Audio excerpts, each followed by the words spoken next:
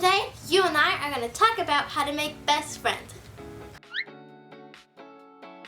Welcome back to Talk About It Tuesdays. I'm your host, Jordyn. Or, welcome back to Talk About It University. I'm your professor, Jordyn. You are the company you keep, so choose wisely. That's why today we are going to be talking about how to make besties. But before we start our lesson, let's talk about today's taco, because there's no eating in class. If you chose a barbecue steak taco last week, you are correct. We have a barbecue steak taco topped up with some cheese, so let's dig in.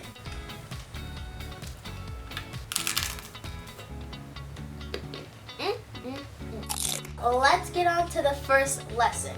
True friends are kind. True friends are kind to you and to everybody else around them. They don't spread rumors and they don't talk behind people's backs, because that is rude.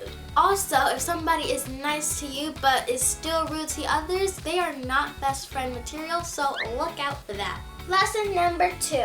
Besties are respectful. Best friend material is when people are respectful to you and to others around them. They don't shoot down your opinion and they don't make you feel small. Bitty, tiny, bitty. They don't do that. Lesson number 3. Honesty is the best policy. Friends don't lie to you, nor do they lie about you to other people. That's kind of like the don't spread rumors rule. And you don't want a friend with their pants on fire. Liar, liar, pants on fire. Lesson number 4. People make mistakes. Nobody is perfect, but fool me once, shame on you. Fool me twice, shame on me. If bad behavior keeps on recurring, then that's not an accident. Now they're doing it on purpose, so you might have to kick them to the curb. Lesson number 5. If you want a bestie, be a bestie.